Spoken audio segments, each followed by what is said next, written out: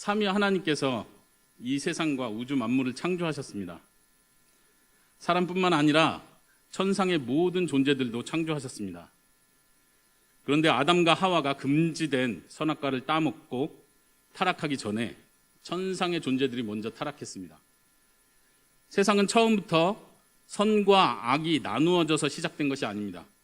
이 세상은 본래 궁극적인 선, 궁극적인 악이 대립하면서 존재했던 것이 아닙니다. 하나님께서 이 세상을 처음 만드실 때 모든 것은 하나님 보시기에 선했습니다. 눈에 보이는 세상과 눈에 보이지 않는 세상, 모든 것이 하나님이 보시기에 선했습니다. 왜냐하면 선하신 하나님께서 이 모든 것을 창조하셨기 때문입니다. 온전히 선하신 하나님의 손에 의해서 지어진 것이 선하지 않을 수가 없습니다. 악의 세력의 대표인 사탄은 창조자도 아니고 궁극적인 존재도 아닙니다. 그는 하나님의 피조물일 뿐입니다. 사탄은 하나님의 피조물 중에 하나로 자신의 자리를 지키지 않고 떠난 자입니다. 그는 스스로 영원한 파멸을 자초했습니다. 사탄과 그를 따르는 천상의 존재들은 하나님의 심판을 받아 영원한 지옥 형벌을 받을 운명에 처해져 있습니다. 저는 오늘 여러분들과 함께 이 사탄의 세력을 정복하신 하나님에 관한 이야기를 나누기 원합니다. 요한계시록에서 사탄, 마귀는 옛 뱀이라고 표현됩니다.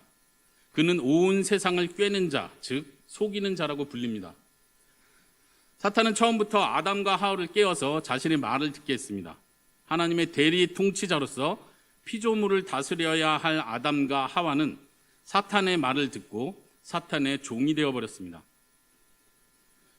사탄은 그렇게 자신의 왕국을 확장해 나갑니다. 사람들의 후손을 속이고 자신의 통치 아래 놓음으로써 자신의 왕국을 확장했습니다.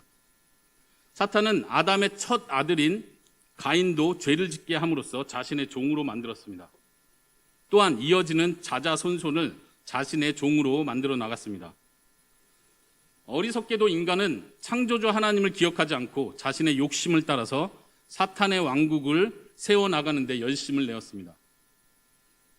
창조 이후에 여러 세대가 지나면서 사람들은 하나님의 뜻과 정반대되게, 도리어 사탄의 뜻과 일치되게 이 세상을 죄악으로 가득 채웠습니다. 하나님께서는 하나님의 형상이, 하나님의 성품이 이 땅에 가득 채워지기를 원하셨습니다. 그러나 사람은 하나님의 뜻이 아닌 사탄의 뜻을 성취하고 있었습니다. 창조주 하나님께서 유일하신 통치자이신 그 하나님께서 땅에서 일어나는 일을 그냥 하늘에서 가만히 보고 계시지 않으셨습니다. 하나님께서는 노아라는 한 사람을 택하시고 하나님의 형상이 다시 이 땅에 가득할 수 있도록 세상으로 가득한 이 세상과 악인들을 큰 홍수로 다 쓸어버리셨습니다.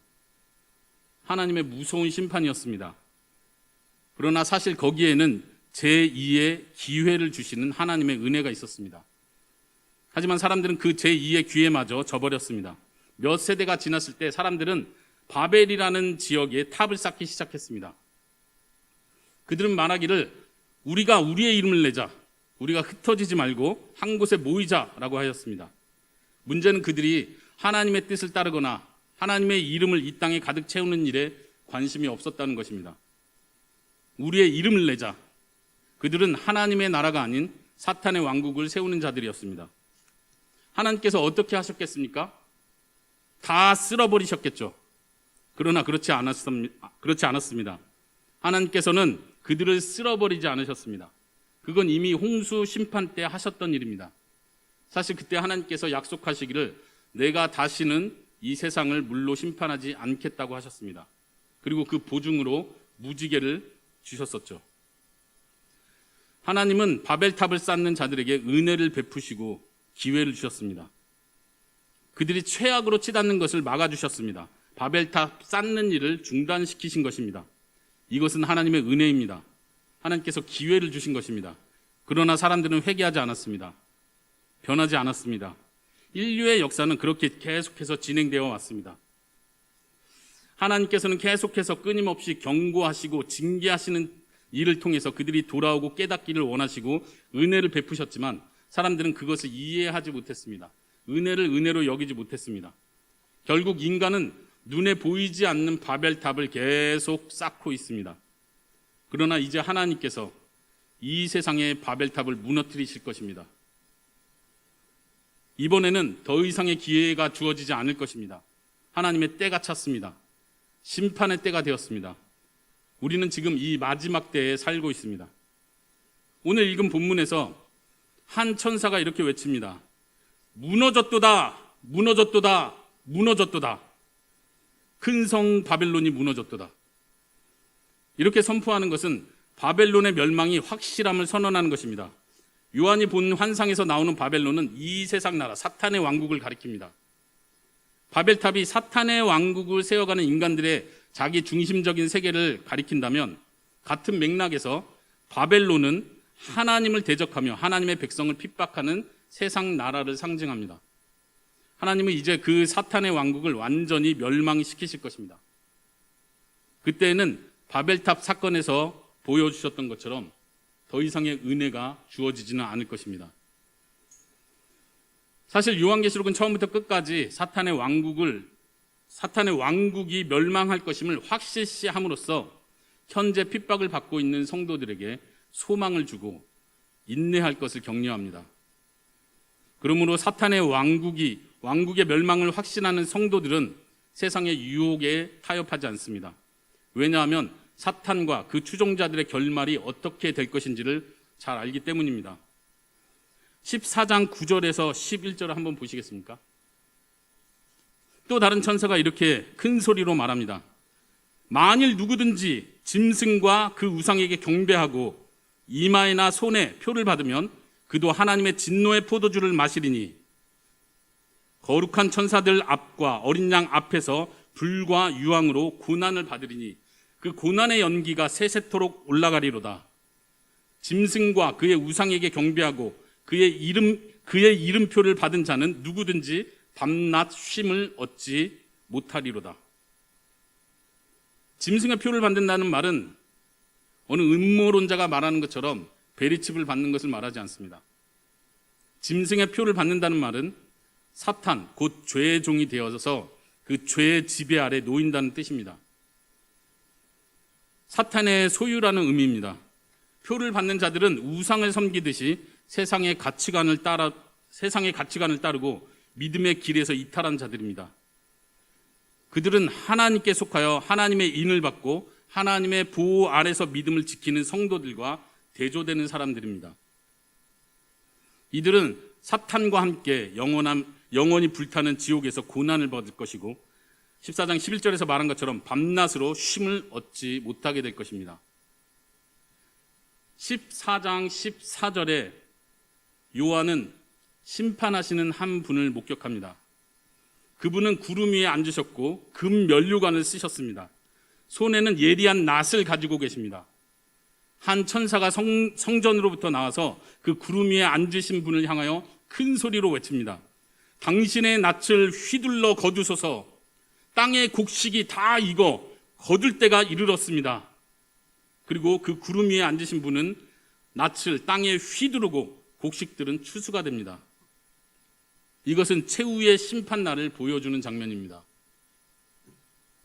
15장과 16장은 7대접 심판의 환상을 보여줍니다. 첫 번째 대접을 쏟자 짐승의 표를 받은 사람들과 그 우상에게 경배한 자들에게 악하고 독한 종기가 납니다. 두 번째 대접을 쏟자 바다가 피같이 되고 바닷속의 모든 생물이 죽습니다. 세 번째 대접은 강과 물의 근원에 쏟아지는데 결국 모든 물이 피가 됩니다. 셋째 천사가 대접을 쏟을 때 이러한 음성이 들립니다. 16장 5절에서 7절입니다. 성경 있으신 분들은 저와 같이 보시기 바랍니다. 16장 5절에서 7절입니다. 전에도 계셨고 지금도 계신 거룩하신 분이시여 이렇게 심판하시니 의로우시도다. 그들이 성도들과 선지자들의 피를 흘렸으므로 그들에게 피를 마시게 하는 것이 합당하니이다. 그러하다 주 하나님 곧 전능하신 분이시여 심판하시는 것이 참되고 의로우시도다. 아멘. 하나님의 심판은 의로우신 행위입니다. 하나님의 심판은 성도들의 피를 흘리게 한 자들에 대한 하나님의 심판이고 복수입니다. 이는 분명히 성도들의 피를 흘리게 한 자들에 대한 하나님의 복수입니다. 그러나 네 번째, 다섯 번째 재앙이 계속해서 쏟아지는데도 불구하고 사람들은 강팍한 마음으로 회개하지도 않고 도리어 하나님을 비방합니다. 여섯 번째 대접이 쏟아질 때 개구리같이 생긴 더러운 새 영이 나옵니다. 그리고 그 더러운 영은 온 천하의 왕들을 선동하여 하나님의 군대를 대적하기 위해서 아마겟돈이라는 곳에 모이게 합니다. 이제 마지막 일곱 번째 천사가 마지막 일곱 번째 대접을 쏟습니다. 이때 번개와 음성들, 우레소리와 큰 지진이 일어납니다. 이러한 묘사는 최후의 심판의 장면을 보여주는 것입니다.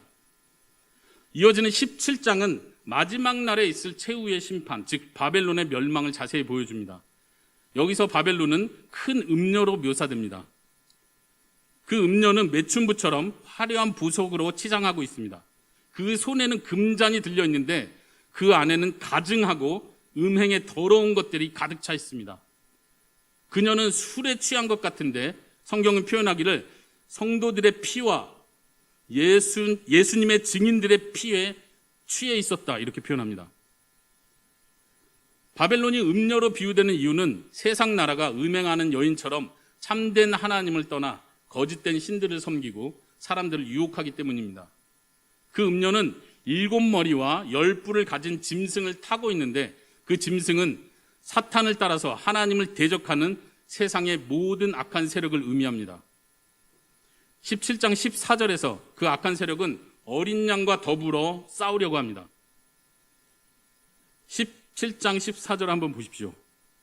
그러나 어린 양은 만주의 주시오 만왕의 왕이심으로 그들을 이길 것입니다. 아멘. 그리고 그와 함께한 성도들도 이길 것입니다. 어린 양은 만주의 주 만왕의 왕이십니다. 그분은 십자가에서 죽으심으로 즉 어린 양의 피로써 승리하신 분이십니다. 그분의 승리는 문자적인 전쟁의 승리가 아닙니다. 어린 양은 죽음으로써 자신의 백성의 죗값을 치르시고 그들을 사 오셨습니다. 사탄은 더 이상 자신의 노예로 있던 사람들을 향해서 법적인 권한을 가지지 못합니다. 사탄은 더 이상 그들을 고소할 수 없게 되었습니다. 왜냐하면 어린 양께서 이미 모든 죗값을 지불하시고 그들을 죄에서 깨끗하게 하셨기 때문입니다. 그들은 더 이상 죄의 노예가 아닙니다. 이것이 바로 그리스도의 승리이고 그리스도인의 승리입니다. 18장 전체는 바벨론 성의 멸망을 자세히 묘사합니다. 바벨론의 죄는 하늘에 사무쳤고 그와 함께 음행하고 사치하던 땅의 왕들은 하루아침에 멸망한 바벨론을 보고 통곡하며 가슴을 칠 것입니다. 그러나 반대로 성도들은 바벨론의 멸망을 보고 기뻐하고 즐거워하게 될 것입니다. 왜냐하면 하나님께서 그 성도들의 기도의 응답으로서 심판을 실행하시기 때문입니다. 바벨론이 멸망할 때 하늘에서 큰 무리의 음성이 들립니다. 19장 1절과 2절을 한번 보시겠습니까? 그것은 찬양 소리였습니다. 할렐루야! 구원과 영광과 능력이 우리 하나님께 있도다. 그의 심판은 참되고 의로운지라. 음행으로 땅을 더럽게 한 그 큰 음녀를 심판하사 자기 종들의 피를 그 음녀의 손에서 갚으셨도다. 아멘. 하나님께서 성도의 피를 흘리게 한 자들에 대해서 보복하십니다. 사도 요한은 19장 11절에서 또 다시 하늘이 열리는 걸 통해서 최후의 심판의 또 다른 면을 보게 됩니다. 거기에는 백마탄 왕이 계십니다. 그분은 만왕의 왕이시며 만주의 주이십니다. 그 왕은 하늘의 군대를 이끄십니다. 그런데 사탄의 짐승과 땅의 임금들과 군대들이 감히 그 왕에게 대적하여 전쟁을 일으키려고 합니다. 하지만 이 전쟁은 아주 우습게 끝납니다. 그 짐승과 거짓 선지자는 산채로 잡혀서 유황 불못에 던져지고 그 나머지는 만왕의 왕이신 그리스도의 입에서 나오는 검에 의해서 죽습니다. 사도 요한은 20장에서 또 다른 환상을 봅니다. 이 환상은 신약시대 전체를 아우르는 마지막 때와 최후의 심판 때에 있을 일을 보여주는 아주 놀라운 환상입니다. 하나님의 한 천사가 무저갱의 열쇠를 가지고 하늘에서부터 내려와서 용을 잡습니다.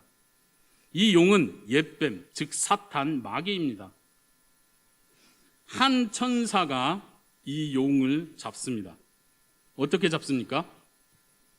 그 환상 속에서 자세히 설명하지 않습니다. 그냥 잡습니다. 그리고 1000년 동안을 무적행에 가다 놓습니다. 어렵게 잡는 것이 아닙니다. 하나님께서 잡기로 결정하셨기 때문에 한 천사가 와서 하나님의 명령을 수행할 뿐입니다. 그러나 1000년 후에는 마지막 발악을 할 수 있도록 잠깐 풀려납니다. 사탄이 풀려난다는 얘기를 하고 있습니다. 어떻게 풀려납니까? 1000년 동안 사탄이 힘을 모아서 탈옥하는 것입니까? 그렇지 않습니다. 그러면 무슨 영화에 나오는 것처럼, 미라 이런 영화에 나오는 것처럼 사탄이 이 땅에 있는 자신의 쫄개들을 사용하고 이 땅에 있는 사람들을 유혹하고 해서 어떤 주문을 외우게 해서 자기가 풀려나게 합니까? 요한계시록은 절대 그렇게 말하지 않습니다. 사탄은 하나님께서 풀어주시기 때문에 풀립니다. 21장 3절에 그렇게 표현합니다. 잠깐 노일이라. 이것은 하나님의 계획이고 하나님의 손 안에서 일어나는 일입니다. 이건 마지막 때에 사탄이 성도들 가운데서 활개를 치도록 하나님께서 허락하신다는 뜻입니다. 하나님의 손 안에 있습니다. 중요한 것은 이 모든 것이 하나님의 손 안에 있다는 사실입니다. 20장 7절에서 9절에 보면 옥에서 풀려난 사탄은 땅의 모든 백성들을 모아서 성도들과 더불어 싸우려고 합니다. 마지막 전쟁입니다. 그 수가 바다의 모래 같다고 합니다. 그 많은 군대들이 하나님의 성을 포위합니다. 아주 두려운 장면이죠. 그런데 그때 놀라운 일이 일어납니다. 하늘에서부터 불이 내려와 그들을 태워버립니다. 누굴요? 사탄과 그 추종 세력, 모든 바다의 모래 같은 그 군대를 불로 태워버립니다. 전쟁은 해보지도 못하고 끝났습니다. 그리고 그 미혹하던 마귀는 불과 유황못에 던져졌습니다. 그리고 사탄과 그의 추종자들은, 즉 생명책에 기록되지 못한 자들은 거기서 세세토록 밤낮 괴로움을 받게 될 것입니다. 이것이 태초에 타락한 사탄과 그의 악한 천사들이 당하게 될 최종적 운명입니다. 그리고 하나님을 두려워하지 않고 자신의 욕심을 따라 사는 자들, 곧 세상에 속한 자들이 받게 될 운명입니다. 기억하십시오. 이 세상의 심판은 이미 시작되었습니다. 21장에서 사도 요한은 어린 양의 신부, 곧 새 예루살렘 성을 보게 됩니다. 그 신부는 하나님의 영광으로 화려하게 빛납니다. 그 신부는 하나님으로부터, 하늘에서부터 내려옵니다. 그 신부는 존귀하신 어린 양의 신부답게 영화로운 모습을 하고 있습니다. 그 성의 성벽은 매우 크고 다이아몬드로 만들어져 있습니다. 그 성벽의 기초는 각색 보석으로 꾸며져 있습니다. 거기에는 12개의 성문이 있습니다. 그 성문은 각각 한 개의 큰 진주로 만들어져 있습니다.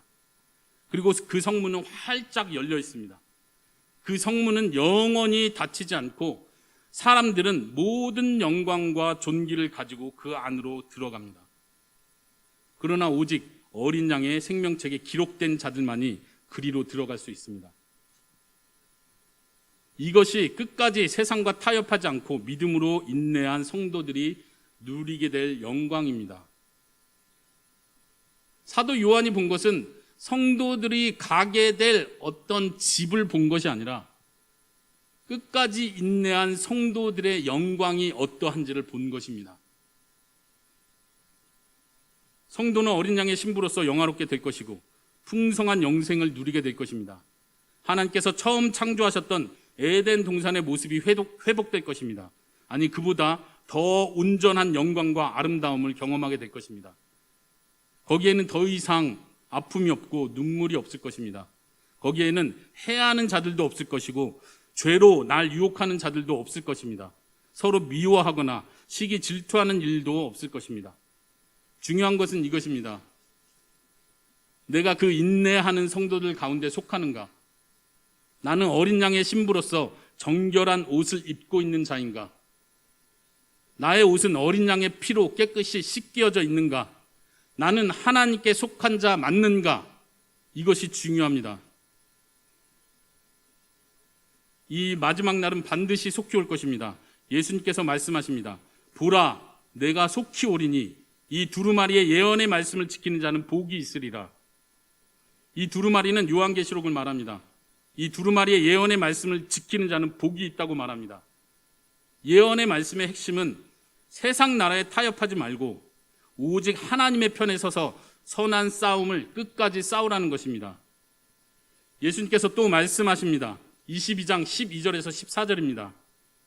보라, 내가 속히 오리니 내가 줄 상이 내게 있어 각 사람에게 그가 행한 대로 갚아주리라. 나는 알파와 오메가요, 처음과 마지막이요, 시작과 마침이라. 자기 두루마기를 빠는 자들은 복이 있으니 이는 그들이 생명나무에 나아가며 문들을 통하여 성에 들어갈 권세를 받으려 함이로다. 자기 두루마리를 빤다는 말은 이 땅에서 예수 그리스도의 복음에 의지하여 순결함을 지킨다는 뜻입니다. 예수님께서는 다시 오셔서 각 사람이 그가 행한 대로 갚아줄 것이라고 말씀하십니다. 성도 여러분, 이 땅에 사는 동안 수많은 유혹들이 있을 것입니다. 최후의 심판날이 가까워 갈수록 사탄은 더욱더 발악할 것입니다. 이 세상은 우리를 유혹할 것입니다. 타협하게 만들 것입니다. 믿음의 길에서 벗어나게 할 것입니다. 그러나 그 믿음을 지켜나가시기 바랍니다. 사탄은 처음부터 사람을 속이는 자였고 죄를 짓게 하여 자신의 노예로 만드는 자였습니다.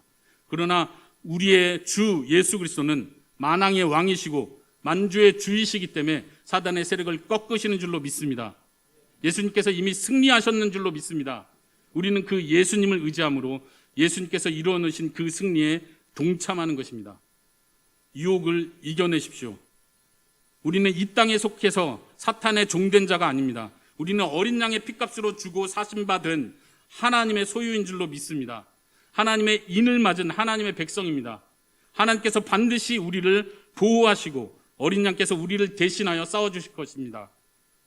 어린 양을 따르십시오. 그분의 길을 가십시오. 그분과 함께 고난을 통과하십시오. 그분과 함께 영광에 이르십시오. 같이 기도하겠습니다. 살아계신 하나님, 감사합니다.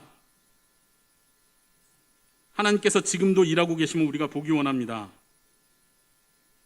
우리가 하루하루 살아가면서 어려울 때가 있고 힘들 때가 있고 지칠 때가 있습니다.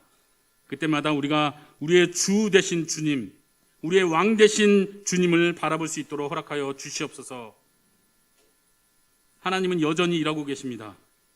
그리고 하나님의 뜻이 하늘에서 이루어진 것 같이 이 땅에서도 이루어지고 있음을 믿습니다. 하나님, 우리를 사용하여 주시옵소서. 하나님께 속한 자가 되게 하여 주시옵소서. 우리의 믿음이 연약한 것을 아시고 우리에게 은혜를 베푸시며 우리의 왕이신 예수 그리스도를 보내주시고 우리가 하나님께 속한 자가 되게 하심을 감사합니다. 하나님, 우리가 우리의 힘으로 나의 믿음을 지킬 힘이 없는 것을 아시고 하나님께서 성령님을 보내주시고 우리와 함께 하심으로 우리의 믿음을 보호하여 주시는 줄로 믿습니다.